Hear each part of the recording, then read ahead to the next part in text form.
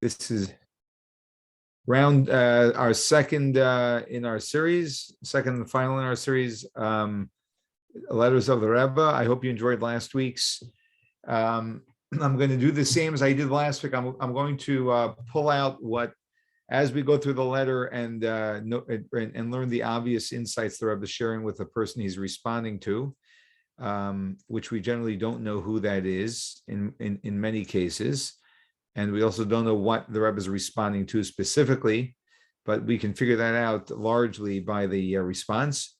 And I'll also pull out different insights that I pick up, which are not explicit in the letter, in the style or, perspectives that are embedded in the what the Rebbe is writing.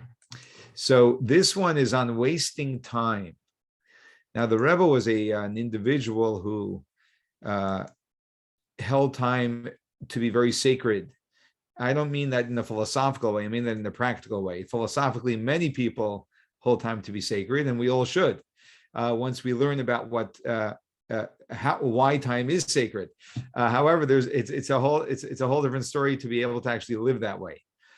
And the Rebbe literally did not waste a minute. So he writes, in your letter, you outline your personal. Now, this is actually a much more philosophical letter. So we'll just have to, just pay close attention. And it is discussing a fundamental, I think, quite a fundamental clash of perspectives on how to approach things, which is, I think, a very common clash of perspectives. Or debate, if you will.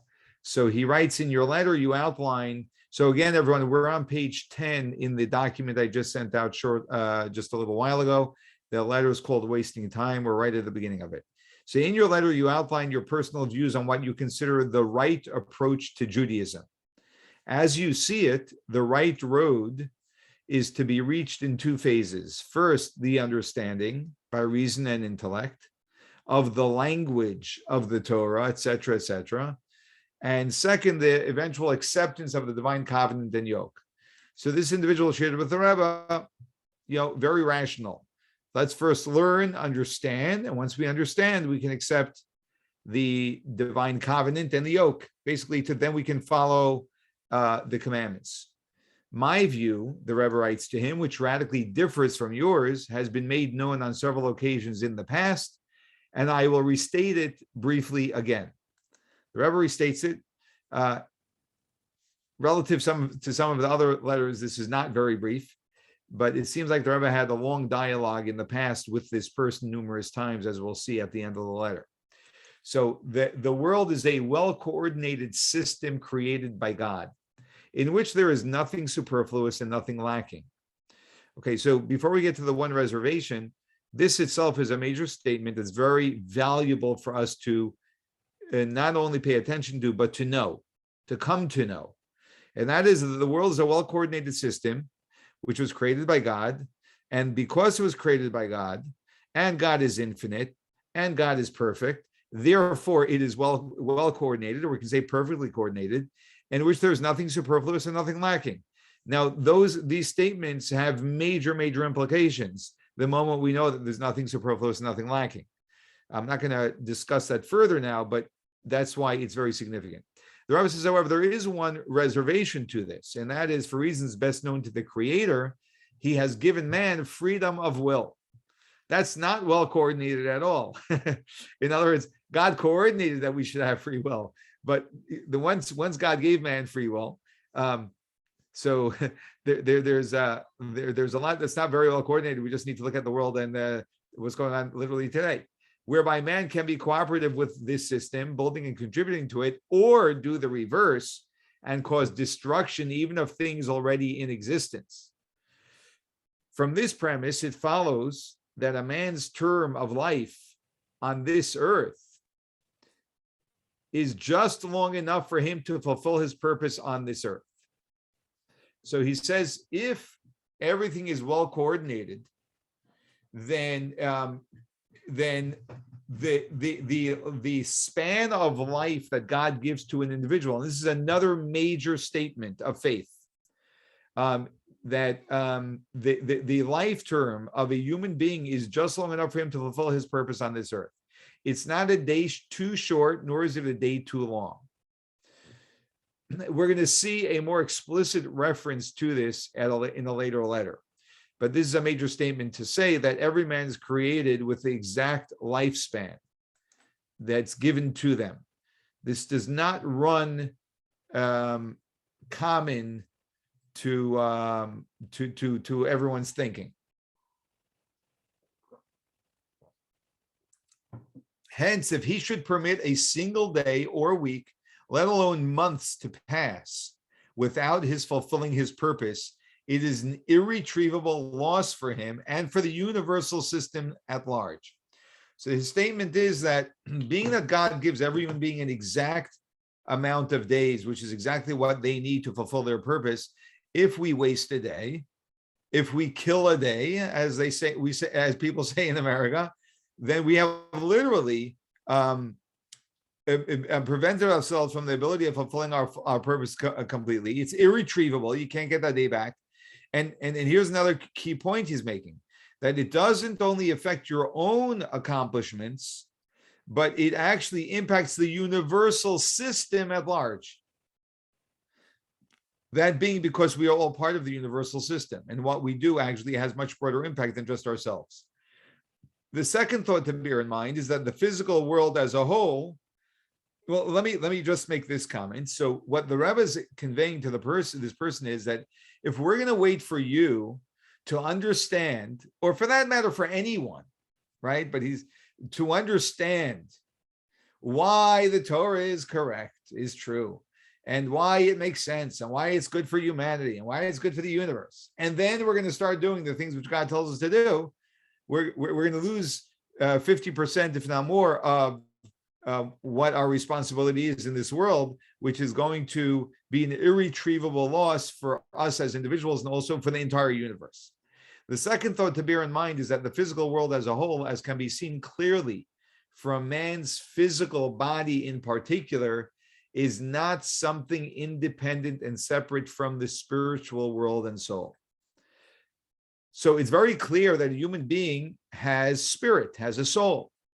In other words, we have not here two separate spheres of influence, as the pagans used to think. Rather, is the world now conscious of a unifying force which controls the universal system, what we call monotheism.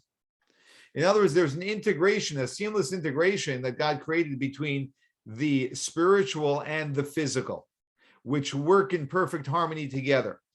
For this reason, it's possible to understand many things about souls from their parallels in the physical body. And that's why, because like a human soul is created appropriately for a human body, and they parallel each other because they work in harmony with each other, you can actually see how the body operates. And in many ways from that, we learn how the soul operates, which in fact is exactly what Hasidic philosophy does.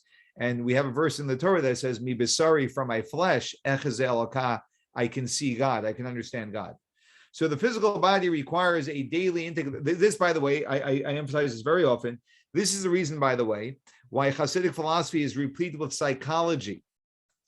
Not because the Hasidic philosophy intends per se to be a work of psychology at all, but because through understanding human psychology, we can understand human and divine, really, spirituality, because man was created in the image of God.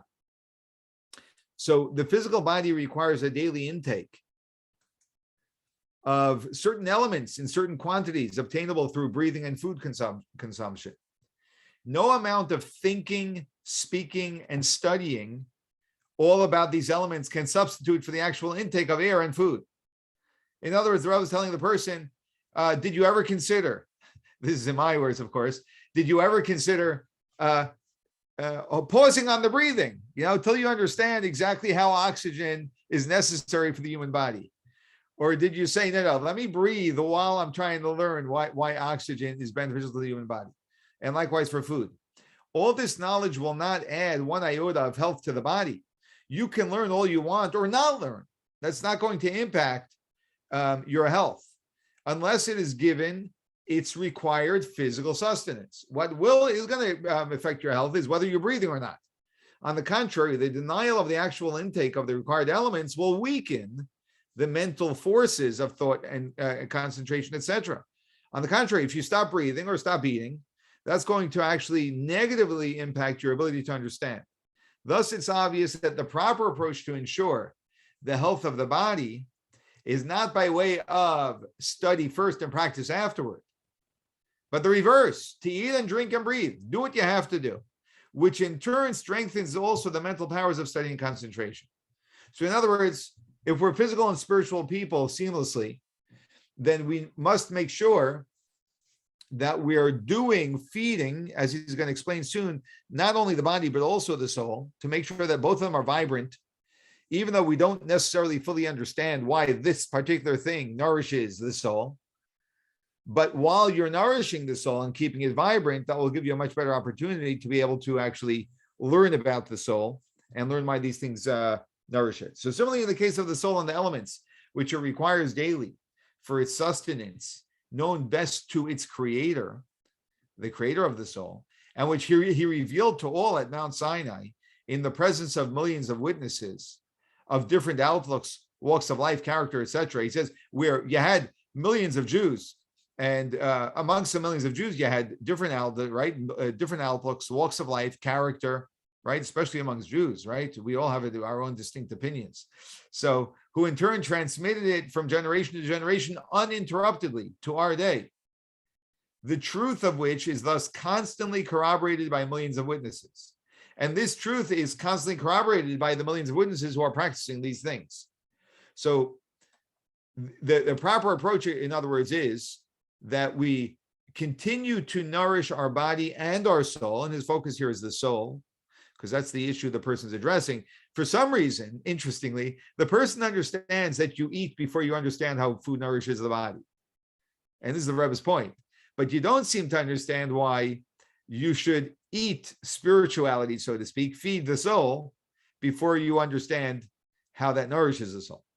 So thirdly, it is told of a famous German philosopher, the author of an elaborate philosophical system, that when it was pointed out to him that his theory was inconsistent with the hard facts of reality, he replied, "So much the worse for the facts." Wow, that must be the peak of the ivory tower. Like, well, the facts will have to catch up. But the normal approach of a person is, as expressed by Maimonides, that opinions are derived from reality and not reality from opinions. So no theory, however cleverly conceived, can change the facts. If it is inconsistent with the facts, it can only do harm to its adherents. If you have some theory that's inconsistent with facts and you're following the theory, that's going to do a lot of harm to a lot of people.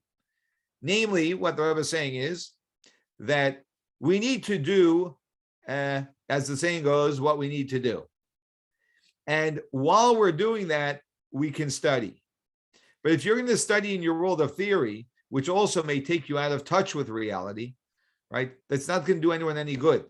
Reality is very unimpressed with your philosophical opinions.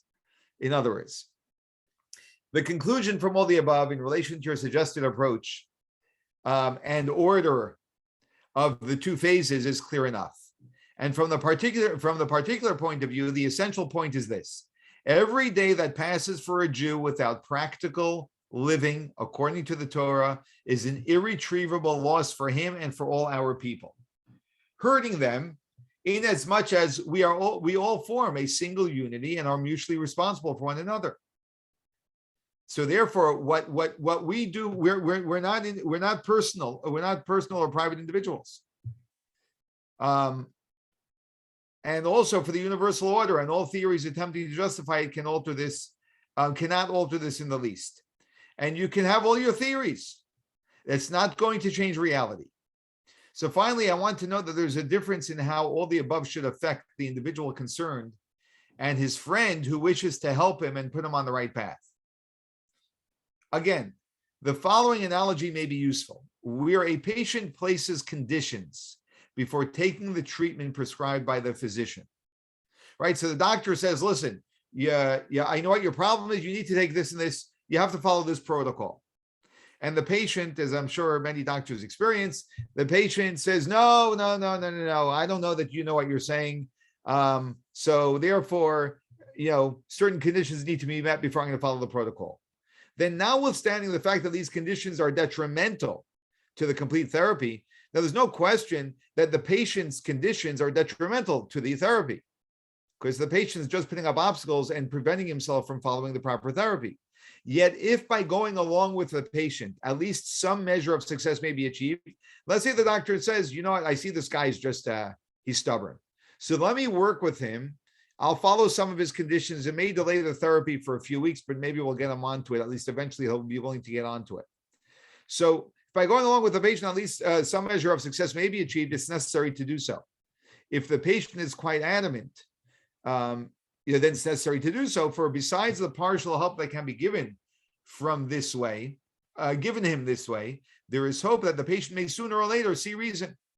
Two things. Number one is you can help the patient at least a little bit if you work with him, and sooner or later he may actually see what the point of the therapy, and therefore jump on board completely.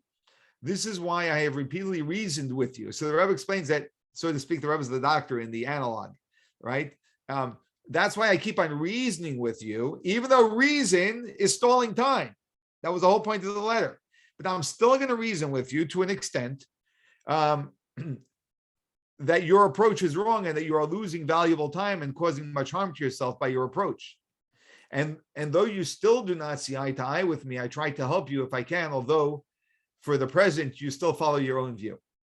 May God help you and your friends to see the light and place yourselves on the path of Torah and mitzvahs, which ensures the true happiness for both body and soul in complete harmony. All right. Any comments or questions?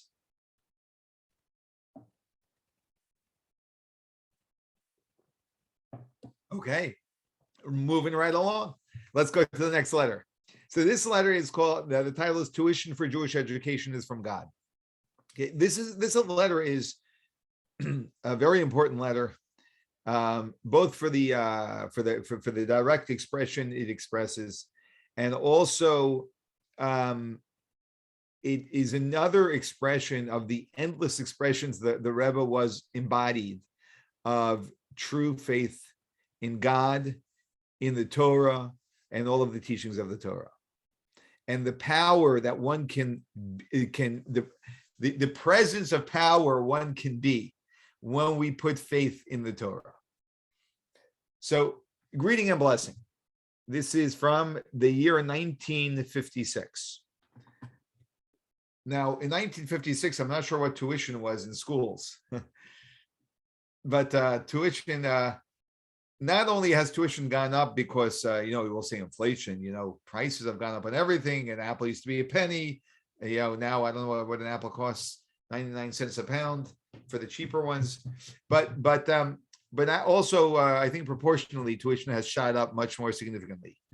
So after such a long interval, I was pleased to receive your letter on the 8th of Tammuz, in which you write how you settled down in your new locality. I must express my surprise as well as regret that for financial reasons, as you write in your letter, there came about a change in the education of your children and not in the direction of strengthening their religious upbringing. It's interesting to note that the Rebbe specifically doesn't say, he doesn't want to express positively, forwardly, if you will, the direction of the education of the children. He just says that it's not what it's not, as opposed to what it is, which is in this instance negative. You felt that this was justified because you felt you could not afford to do otherwise by reason of a decrease in your income. Needless to say that this reasoning has no basis. Now you have to understand, the Rebbe is telling someone who's obviously tight on money. When I say tight on money, by the way, tight on money can mean one of two things, because I'm not convinced the person was tight on money. I don't know who this letter was to, and I don't know their situation, but it could very well be that they were that their mindset was tight. Okay, there's a statement in the Talmud, which is a very valuable statement to know, which is Ein ani ela badas. Poverty only exists in the mind. Okay, now I know poverty in the pocket as well, not as well as anyone, thank God, but I know what it means to be tight on money, and I'll still say that I relate to that statement of the Talmud very, very much, both because when we are poor in the mind, it affects a number of things. One of the things it also affects is our income, interestingly. And I'm just going to state that I'll state that as a fact, and hopefully you relate to that. And if not, it's for another time. So you felt that this was justified because you felt you could not afford to do otherwise by reason of a decrease in your income. So needless to say that this reasoning has no basis. In other words, the Rebbe says emphatically that this reasoning has no basis. For apart from the fact that money matters can always be improved, So now let me explain what this little line is saying. When the Rebbe says that money matters can always be improved, the Rebbe is demonstrating an expansive mindset. That is that we're not locked into a reality. So even though it is true that right now you might be tight on money, that's okay, right? Things can always improve. Now, some people live in the opposite. Things can always get worse, right? It's two ways of looking at it. And if a loan is necessary, it can always be paid off. Even if you have to take a loan, that can always be paid off. This is not so in the case of spiritual loss, and particularly in the matter of a Torah education of children. A spiritual loss, and particularly in the matter of a spiritual loss of this kind, leaves a lasting impression, and which is often difficult to rectify. What children get as children is very, very hard to make up once they're adults, once they're even teenagers. What children get at that age sticks with them for their life. And also the impressions and values that they get at that age stick with them for life. So that's the point the Rebbe is making. Besides, all Jews, including yourself, are believers, the children of believers. Actually, before I get to this, I want to just to focus on the point the Rebbe is saying here. The Rebbe is telling the individual that, you're making a decision based on finances. Maybe you should be making the decision based on spiritual value or spiritual loss. Not financial loss, but spiritual loss. Not a loss that is retrievable, but a loss that's irretrievable. You see, and by the way, this is a very big gem we can take out of this. Whenever we're making a decision, very, very often we find ourselves in conflict where we want to go this way, but we feel that circumstances are not letting us. Generally speaking, when circumstances are the problem, generally what's on the other side is much more valuable than the circumstances. And it's the fear of the circumstances holding us back. And if we just ask ourselves, what is the price we're paying for accommodating the circumstances? What is the price we're paying for accommodating the circumstances? That itself can reframe the decision for us to realize the power of, what we're giving up. And not the power, but what it is that we're giving up. And I want to say one other thing that just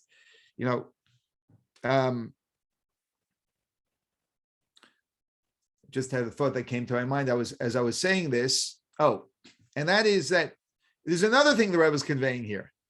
There's so much in these letters. The Rebbe is basically saying, don't make decisions based on circumstances. That's really what the Rebbe is saying. Circumstances can be changed, very easily changed. And he's going to go much further into the circumstances changing in just a moment, from a spiritual point of view. But circumstances can always change. Sometimes we give up something that's irretrievable for things that can change. Now, the general nature, and I know that what I'm saying now is going to be really challenging to us. And, the things that challenge us offer us the greatest opportunity. So that's why I want to put it out there. The common person lives in a reality that circumstances dictate my possibilities. And actually, expansive people never live based on circumstances. Circumstances are just circumstances. We'll change the circumstances. They see much broader possibility, and they move forward that way. And you know what happens when you move forward that way? Circumstances change. And you know why they change? Because they have to change. So you say, oh, come on, Rabbi, how do you know that? Is that really true? Does that really happen? There's only one way you can know it. You know how that is? By trying it. But you have to have a lot of guts for that. You do. You got to have faith. But you live once, and you gotta push the what do they say? Test the boundaries, test the limits. What's that, Stan? Push the envelope. Push the envelope. Yeah. Test the limits of things. Yeah, exactly right. And now the Rebbe goes to the spiritual side of it. Besides, all Jews, including yourself, are believers, the children of believers, in the saying of our sages. And for the upbringing of children and expenses of Torah matters, God provides a special budget, which is not included in the general budget which God provides during the time between Rosh Hashanah and Yom Kippur. So you may remember that God allots a budget, an income for every person on Rosh Hashanah, between Rosh Hashanah and Yom Kippur. So the amount you're going to make this year has already been decided. And then you get hit by a $20,000 tuition bill. If it's $20,000 bill, you're lucky. That's just for one kid, right? So you get hit by this huge tuition bill, right? And you say, how am I going to pay this? God says, don't worry about it. That's not even included in your first budget. This is on top of tuition. I got covered as on the side. There's your salary, and then there's tuition. You just enroll your kids. The money's going to come. That's what the Talmud tells us. And the Rebbe, in his absolutely pure faith, says that's the way it is. So this is to say that where one spends more on Torah education of his children, he receives more. And if he spends less, he receives less. It's that simple. You're worried that the tuition increased by $2,000. So God will increase by $2,000. Thus, if you were spending on your children even more than before, it would not in any way diminish your income. So number one, do you even see what you're trading one for the other? Number two, circumstances can change. You can take a loan and you'll pay it back. Number three, there really is nothing to worry about because God's got it covered. So this will not diminish your income. It is possible that my pointing out the above may have some practical results in connection with your children's education during the summertime. As for instance, with regard to day camp. So the Rebbe is encouraging him to put them into a Jewish day camp. But I trust that it will definitely lead to your taking the necessary steps in connection with the new school term in the fall. For I hope that you will carefully study the above Talmud quotation with its commentaries and will act accordingly. So the Rebbe said, basically told him, go study what the Talmud says about God giving someone money beyond their salary, the allotted budget for their tuition, with all the commentaries, so that you will follow it well. May God help you and your wife to have lots of nachas, Hasidic nachas, from all your children, as usually is the case in such matters. When you make a firm resolution in the right direction, you will very likely see a change for the better immediately. Very powerful statement, by the way. Let me explain this one with blessing. So the Rebbe says that when a person makes a resolution in the right direction, they begin to see a change for the better immediately. What does that mean? Here's something that we often don't realize. The very fact that we put ourselves into a state of commitment towards something changes our entire disposition. The moment we make a commitment to something, a sound, real commitment to something, it changes our entire disposition. And the moment our disposition changes, everything around us changes. So this really goes back to that analogy I've used, of the demeanor that we bring into the room when we walk into the room. That demeanor has an impact on the room. There's a very big difference between someone who stands up with a conviction There's a very big difference between, let me say this, there's a very big difference between someone who says to someone else, don't you know that tuition is completely covered by God? One person could say that as an academic, they themselves never actually put themselves on the line with that teaching, because they always had they had more than enough money, or they themselves didn't do it, but they know how to preach it very well. That's one person. There's another person who just yesterday or just a year ago literally didn't have the money and signed their kid up to a Jewish school. Right now, when those two people say the very same teaching from the Talmud, it's two different sets of Talmud. It's like when you hear them, you will hear two different people. One of them is telling you an academic idea, and one of them is teaching you a life lesson. And that's the difference between someone who makes a firm resolution and someone, the second you make a firm resolution, everything operates for two reasons. Number one is you are now different. So you step into life as a different person. That's why you'll see changes immediately, see a change for the better immediately. And secondly, the second you make a resolution, all of the spiritual wheels are turning now to to align with that, as the Talmud tells us they will. So very powerful.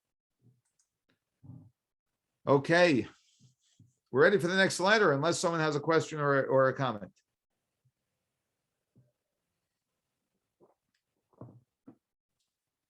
Okay, if you ever do, you can just unmute and voice yourself. Okay, so now we're going to discuss sickness and faith. Okay, 1952.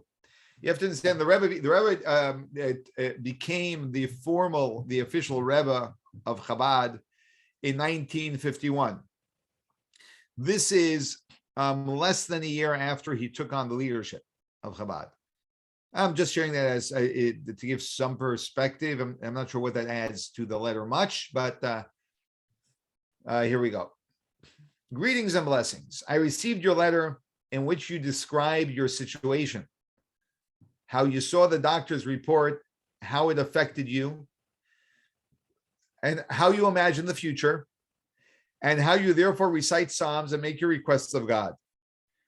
You then ask for my view of the subject. I want to demonstrate something before we move further in the letter. How does this person sound so far? Sounds beautiful. They saw the report, how it affected them, and they discussed how they imagine the future based on what they're hearing from the doctor. They're saying Tehillim, Psalms, making requests of God. They know where it's all at. Beautiful, right? The Rebbe serves people. That's what the Rebbe does. He serves people fully. His entire commitment is to be of service to people. And therefore, if someone says something that's not serving them, the Rebbe will point it out so that they can align themselves, if they choose to listen, and to understand, with integrity. And that's called serving someone. Now, sometimes we like to just pat people on the back. Oh, that's wonderful. Oh, that's so beautiful, so faithful, right? And that's true. That is true. And the Rebbe will usually comments in that way. But then the Rebbe goes on to say everything else that needs to be said.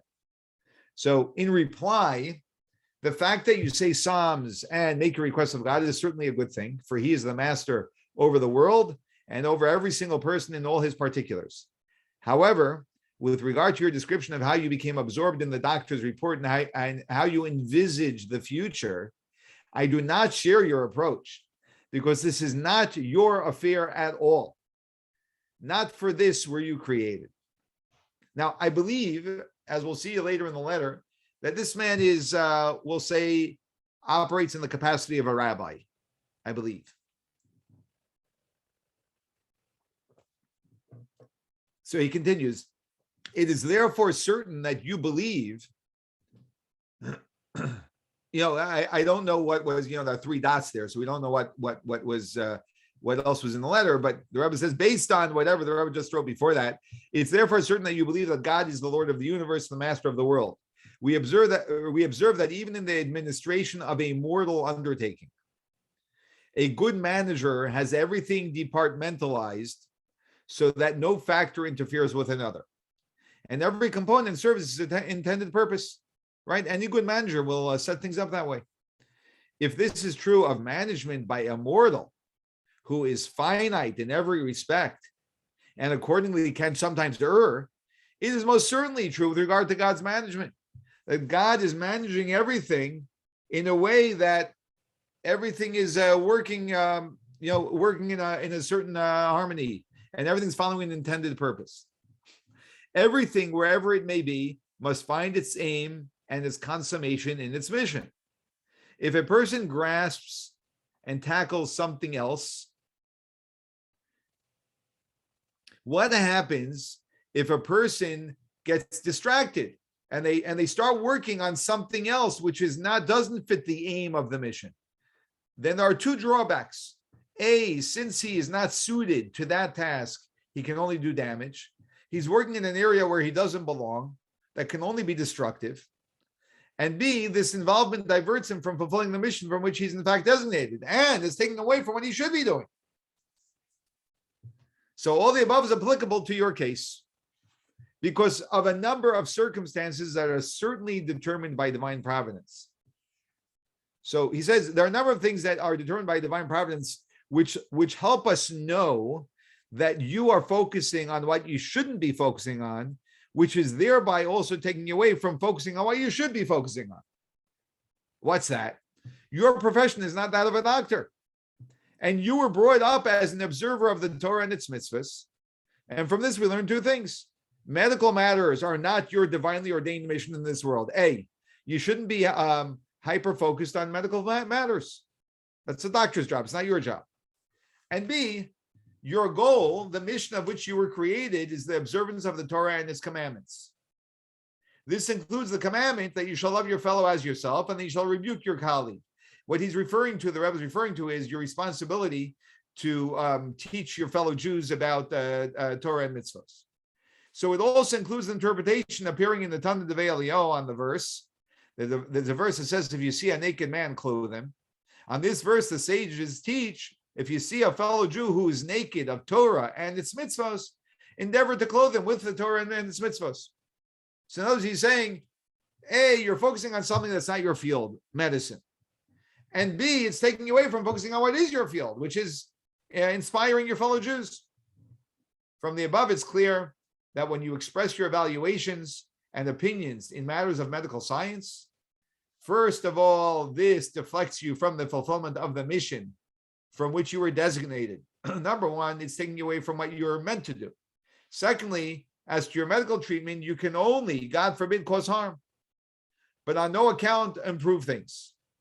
The harm here can be brought about, God forbid, because as a result of aggravation, you imagine things that will not be, right? What happens when we go online and we start researching every possibility that can happen, right?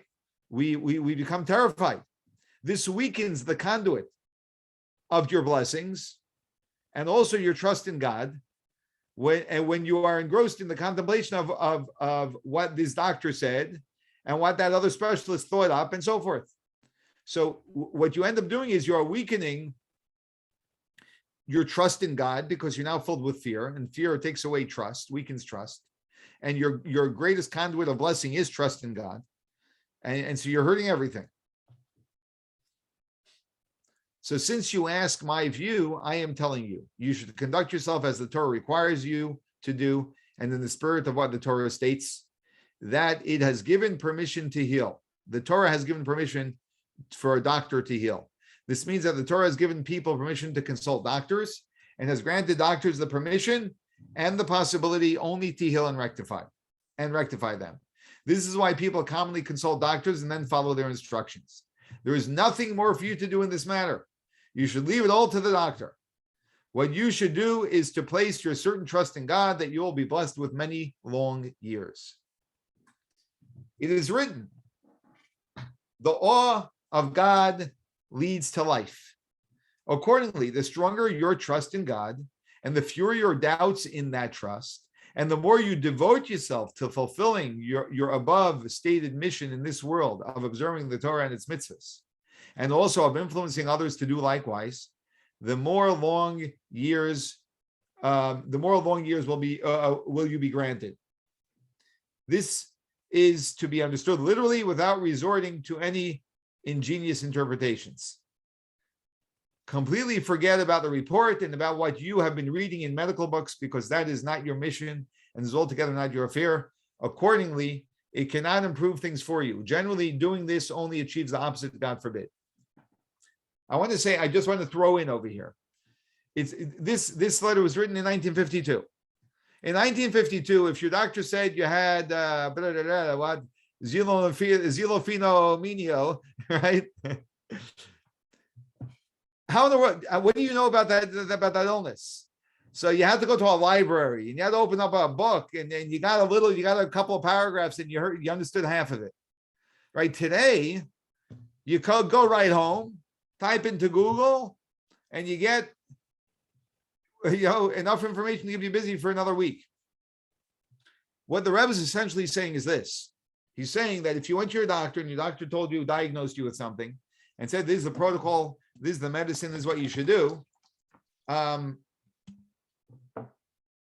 When you go home, you shouldn't be going to the internet. As difficult as that may sound. It's probably almost impossible. It feels virtually impossible, I would say. It's not impossible, but it feels very impossible. The Rebbe did say to get advice of this. We don't have, so I'm just going to throw this in. The Rebbe would always say to get advice from a second opinion, and preferably from a doctor who is a friend. The Rebbe always encouraged that. But beyond that, to then immediately go home and then open up a Tehillim, open up a Chumash, study Torah, pray. That's it. Be a Jew. That would be the expression of this letter. I just want to I'm making this as challenging as possible, for myself included. It goes without saying that you should set yourself the goal, as the Baal Shem Tov expected of Hasidim, of fulfilling the command of the verse, serve God with joy. The obligation to serve God applies not only to praying and studying Torah, but also to eating and drinking, whatever else a person does, including even sleeping. That everything we do should be done with joy. As Rambam writes in Hilchos Deos, if you act in this way, you will begin to feel better and better, and will become healthier and healthier, and will be able to give me good news about this. The Rebbe was basically telling him that if you do this, you will feel better. You'll get better, which is, I would say, it's a disguised blessing that the Rebbe is giving over here. It would be appropriate to donate a few pennies to charity before the morning and afternoon prayers daily, except, of course, on Shabbos and Yom Tov. And I hope and I am certain that you will accept my above suggestions and directives, and that you will keep me informed as soon as possible. With blessings for good health and a speedy recovery, and for many long and goodly years, may you fulfill your mission in this world with a peaceful mind and a restful body, and may you be a real chassid. I'm not sure what the Rebbe means when he says you will be a real chassid, but I suspect that a real chassid means someone who actually follows the instructions of this letter. All right, we're doing well, everyone? Okay. Roseanne, you got a question, or you're just struggling with it? Struggling with this one. I've had a number of situations, which I won't get into. I think you have to challenge the doctors sometimes, and you have to do your own research, and you have to bring it to the table, because sometimes the course of direction changes. Yeah, I hear you. I think that we always need to advocate for ourselves. The question is, I guess maybe the question is based on what? And that's a good, relevant question to ask. Based on what do we challenge? Because obviously, there's the common sense that we bring to the table, where things don't seem right. So then we ask questions. That's without a question. I think I'll draw the line this way as to in my understanding, and that is that there's becoming obsessed with the fear, which can really grip us, and yeah. So No, I understand that. yeah, versus knowing that, okay, let me make sure all of this makes sense that the doctor is telling me. Is he missing something that he didn't catch that I can tell him? And then getting a second opinion, making sure all of that's sound, and then saying, okay, we're doing everything we can do here. Okay. It's a tough one. I agree. That's what makes us beautiful. It's really challenging us. Okay, this, you may remember this letter. I shared it a few months back in one of our weekly emails. Very powerful letter. And it puts a lot of things in perspective. It really flips things on its head from the way people normally look at things, which is what's its real value. There was a death that took place at a Torah completion ceremony. We call it a Siyum Sefer Torah. And that really, it really shocked the one who was hosting it. So the person who was a doctor, I believe, who's hosting it, he wrote, how is it that at such a momentous time, such a dreadful misfortune could occur? The letter writer asked what rationale could be given to explain God's ways in this most mystifying story, and what wrongdoing could we have done to warrant such severe punishment for ourselves? So the person saw this entirely as a negative experience, right? Or I would say in other ways, he did what we always do. He personalized it. He made this all about him. Like, I'm hosting this Torah celebration, and this devastating thing happened. What did I do wrong? Rebbe's answer: in response to your letter in which you expressed your astonishment at the events that transpired in your home and your bewilderment as to your apparent wrongdoing, I would like to respond and share with you my thoughts on the matter. To begin, if I may, I will first preface with several key facts. It is logically understood that it is impossible for a finite and limited creation to comprehend all the ways of his infinite creator. Okay, this is I'm just going to divert for a second. This is a statement the Rebbe wrote in an endless number of letters, and is vitally important for every one of us to pay close attention to. And that is that it's not possible for a finite human being to understand an infinite creator. Now, that doesn't satisfy our mind because it doesn't answer questions. But on one hand, it should satisfy us in, if we think about it long enough, to know why we often will not know. So in truth, even grasping a minute way of his would be utterly unattainable if not for the fact that God, in his abundance of kindness, allowed us a meek glimpse into some of them. The fact that we understand anything is only because God was willing to take his finite presence and as we say,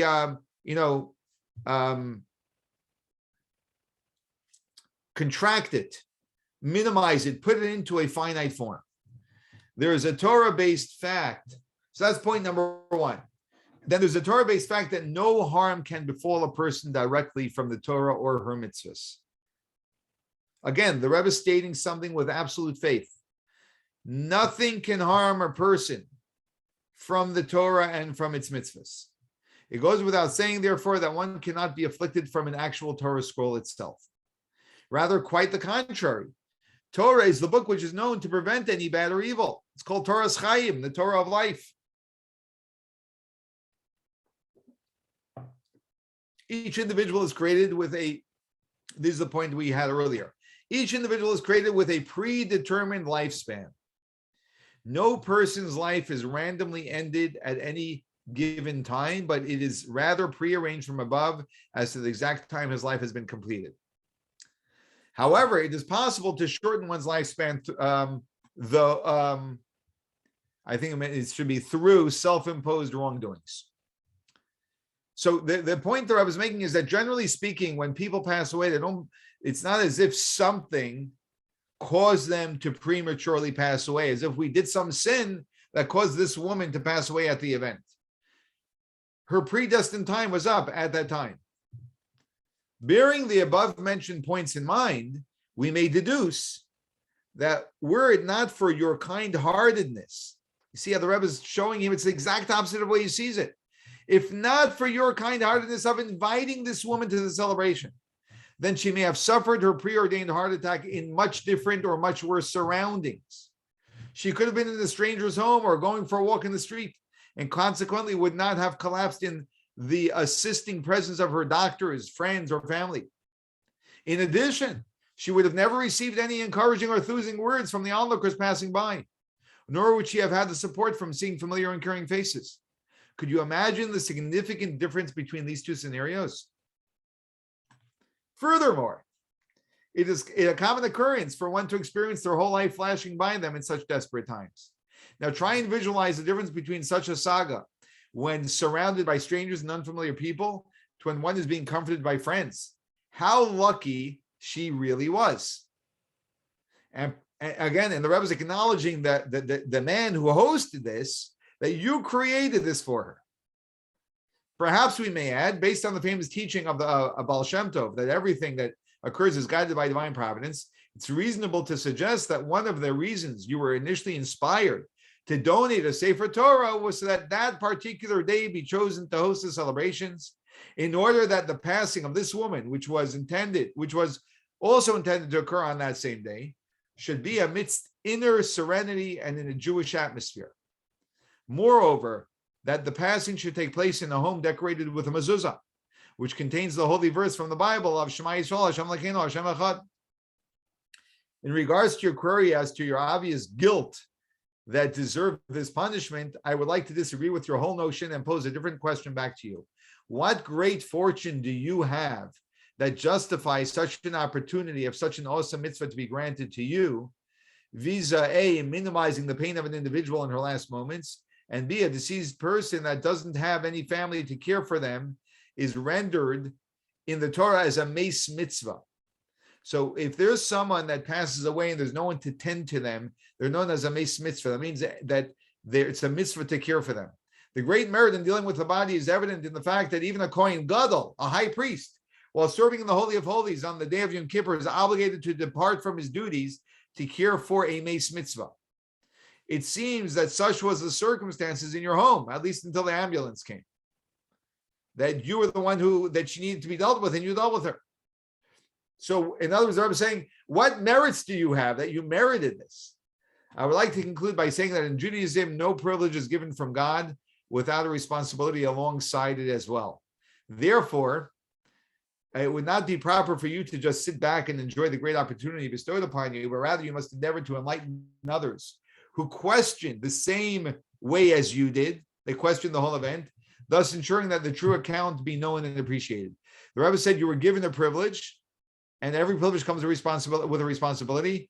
I want to suggest that the responsibility is for you to make sure that everyone that was at the event knows the real story of the blessing that this woman had, that she was able to be at such a celebration when she passed away, which was provided by everyone who participated, as opposed to seeing it as a detriment and something negative. Now, I want to tell you, let me add this. My experience tells me that many people who would be asked this question would quickly try and help the writer, the questioner, find some wrongdoing that they did to explain why this terrible thing happened at the event. And what the Rebbe is saying is, not only is that not true, the exact opposite is true. It's a really magnificent letter, that letter. Okay, here we have a letter which I just want you to know that some of the language in this letter is no longer contemporary. It was written in 1981 when special needs children were referred to with different with different language. So you just have to keep that in perspective, that everyone in 1981 used different language for special needs children. However, as you'll see from this letter, the Rebbe was the greatest advocate for special needs. So With regard to your question, if the ultimate purpose of existence is that of performing God's mitzvos, what then is the goal and meaning of the life of a Jew who from a young age is unable to perform any of the mitzvahs because of physical or intellectual limitations? The answer to this question must be found in connection to a more general and encompassing question, your question being only one of its aspects. You must bear in mind that according to the Torah itself, it is impossible for all Jews as individuals to perform all 613 commandments. It's not possible. And let me just explain that very simply. Men have certain commandments, women have certain commandments, Kohanim have certain commandments, Levim have certain commandments. I mean, there are certain commandments that are only assigned to certain people, which means that no Jew can actually fulfill all 613, which means that we have to see ourselves as a single organism where we complete them all together. So aside from those commandments that can only be performed in Eretz Yisrael, the land of Israel, and during the time that the Holy Temple was extant, there are other commandments that apply only to a Kohen, while yet others generally cannot be performed by a Kohen. However, in light of the fact that all the Jewish people are a single entity, similar to a single body, each individual performs his or her obligations according to the capacity he or she was endowed with by God, becomes a partner to the totality of all Jewish efforts and achievements. A similar principle applies to mankind in general. Each and every individual is to contribute to the common achievements of mankind, although each individual's capacity is inherently limited. Whether he's a simple farmer who produces food, or a scientist or an inventor of a farming machinery and the like, everyone just does their niche.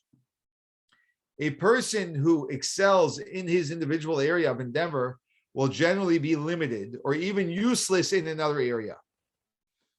Who is authorized to state which is more important, which individual contributes the most? Now, who can say that the manufacturer of farm machinery is more or less important than the guy who's working in the lab to discover some, a new medicine? Only a harmonious partnership and the use of all human resources will contribute to the overall good of society. Which, by the way, this is very powerful in and of itself, because it reminds us how we are all intertwined with each other. And the Rebbe used this as well as a statement of responsibility that we all have towards humanity as a whole in the world, which relates to what's going on in the world right now. But I'm not going to go down that road right now. With regard to the individual, all that needs to be said, as our sages have indeed stressed, is that God does not demand from any individual anything that is beyond his or her capabilities. Everyone else needs to know that Hashem doesn't demand of us anything that we cannot do. That would be silly. Like, why would the creator of the universe create me and then ask me to do something I can't do? It doesn't make any sense, which is why it isn't. That's untrue. A person cannot ask why God provided some individuals with greater capacities than others. Because in a certain respect, God doesn't provide anyone with greater capacities than others. God provides everyone with the exact capacity they need for what their role is in the world. So getting back to the subject of our correspondence, the needs of special children, jump to the next paragraph. It must be made clear that while they are limited in specific areas, and who of us is not, very important point there is no reason or justification for lumping them all in one equal category of limited. Right? Even that is wrong. To say that these are all special, limited, as if they're all limited in the exact same way, itself is wrong. Human experience is replete with examples of people who were severely restricted in many areas and nevertheless afterwards excelled, making tremendous, even extraordinary contributions to society and others. I am absolutely convinced, this is a major statement the Rebbe makes here, especially for 1981. I am absolutely convinced that if a system would be instituted to test the special aptitudes of these special children of ours at an early age, and appropriate classes would be established in order to enable them to develop these aptitudes, the results would be manifestly gratifying, if not truly astonishing. It goes without saying that such an educational system would greatly enhance the self-confidence and general development of these children, not to mention the fact that this would enable them to make meaningful contributions to society as well. Very powerful. Now, I added one more letter because someone had suggested that maybe have a letter about the Holocaust, how the Rebbe wrote about the Holocaust, to help with understanding what's going on or dealing with what's going on now, in Ukraine.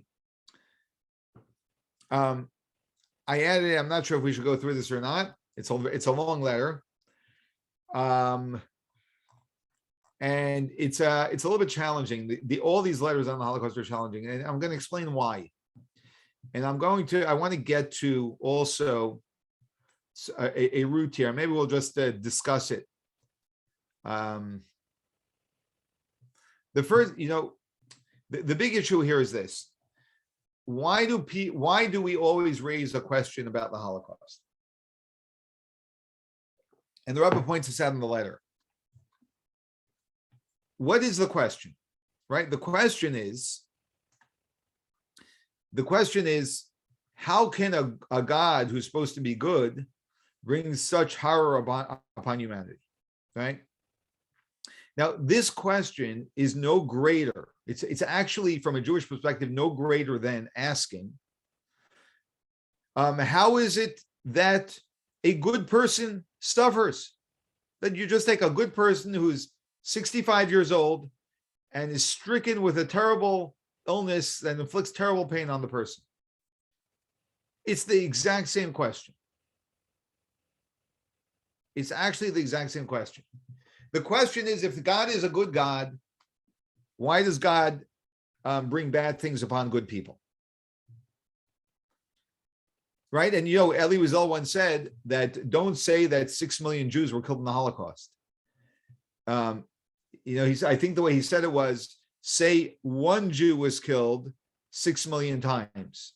In other words, one Jew was killed, one Jew was killed, one Jew was killed, and do that. So don't just package it into the 6 million, right? My point being then, injustice is injustice. And so the reason why, so I'm going to pontificate a little bit here. The reason why we ask the question about the Holocaust is because it's such a large magnitude, it's so enormous that we suddenly get stricken emotionally by it in a very heavy way. And we're not as heavily stricken when we hear that someone down the street, especially if it's someone else, someone down the street, is dealing with something. We know there's illness in the world. We sort of came to terms with that, right? But when it was 6 million, we have an emotional reaction to it. And that brings me to the second point. So the first point is, why are we asking this question only regarding the Holocaust? And the reason why is because it's emotionally heavy for us. And which is fair enough, right? However, our question is not coming from an intellectual place. Our question is coming from an emotional place. And that's the reason why answers, right, or intellectual discussion never answers the question. Because no matter what you tell me, which I can understand up here, my heart is not satisfied because my heart is still traumatized. That's the big challenge here in this whole question. And that's why when people throw in the Holocaust question in the middle of a class, it's just throwing a whole bunch of emotion into the middle of a conversation and really is derails things. It's not productive. Let me just say that. It's not productive. Now, I'm not dismissing the question, and the Rebbe surely doesn't dismiss the question at all. I am saying that we need to understand this before we even have a conversation. Because if we don't understand this, then we think we're having a conversation and we're not. Someone's crying out emotionally and someone else is talking intellectually. That never works. That doesn't go anywhere. It doesn't serve anyone. Now, there is perspective to be had in regards to traumatic situations where we bring perspective, right? Mindful perspective, even though there is a lot of emotion. But we have to be willing to do that. And what I'm saying is that requires a high level of maturity and willingness. And first, we have to ask ourselves whether we have that.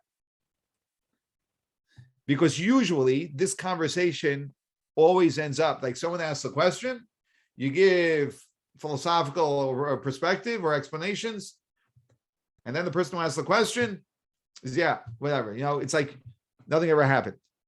So we first need to put ourselves in, we need to do one of two things. Either we don't have to answer the question. I'm not insisting that we have to answer the question. We can remain in an emotional state of disturbance from it. And I think any good human being should definitely be emotionally very disturbed by the Holocaust, by what's going on in Ukraine. I think if someone's not, I'm very disturbed by what's going on right now. It's bothering me. It weighs on me. I do have perspective as well, and both of them are true and need to exist at the same time.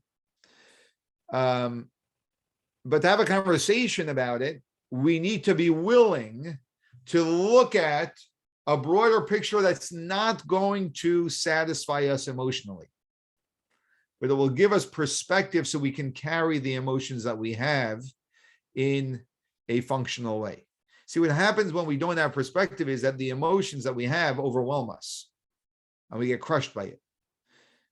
Whereas when we have perspective, then the emotion that we have can be carried. We can carry it. We can manage it. It could be just as painful, but it's managed pain. Managed pain you can walk forward with. It doesn't weigh you down so that you can't move forward. I hope that's making some sense. Okay. So I think that's always important in this conversation of traumatic and overwhelming experiences like what's going on now and like that went on during the Holocaust. I'm just give me a second here. Yeah. And I'm just going to say this. The Rebbe doesn't answer why the Holocaust happened. The Rebbe says there is no answer to that question. A human mind will never be able to explain why the Holocaust happened. There are human beings who do explain it. As far as the Rebbe is concerned, and I'm surely sold on it 100%. There's an arrogance in explaining why the Holocaust happened. There's an assumption that assumes that assumes if someone's giving an explanation, that assumes they know why God did this. That in my opinion is the height of arrogance, especially when it's something that is so enormous, right? Which has never been explicitly explained by God. So, and to justify some suffering is troubling. It's troubling, right? At the same time, as people of faith, as Rebbe writes in the letter, we need to also know that there is an infinite God and we are finite beings. And while we have no idea why such things happen, we also know that there is a God running the world, and that there are many things that we experience which are overwhelming and oppressive and painful and negative and sometimes life life ending, and a faithful Jew always carries with him with all of that the knowledge that there is a reason why God is doing this, even though it defies our logic in every way, shape, and form. What I would just say is that you can read the letter on your own. It's a long letter, so I'm not going to go through it now, but it's here for you to read. And you just have to be prepared. You have to be I'm going to say this, you have to be very open-minded to hear what the Rebbe offers in the letter. And my experience has been that most people don't come with that level of open-mindedness to this conversation. And I don't blame them. I'm not saying that in a critical way. I'm only saying that if you want to really make progress in having the faith that we all should have in carrying such events, the trauma of such events, we need to be able to step into the faith and the faith that defies logic, that's deeper than logic. The faith in an infinite God, which is much more expansive than any logic can fit into. Yeah. Okay. All right, everyone. Thank you for joining these 2 weeks. I hope you enjoyed them. I really enjoyed them. Great letters, great insight from the Rebbe, absolute brilliance. And I encourage you, you can find many of the Rebbe's letters online. And it's one of the great treasures of the Jewish people today are the Rebbe's letters. So I encourage you to make good use of them. All right. Have a good evening, everyone. And thank you very much for participating. Thank you. You're welcome.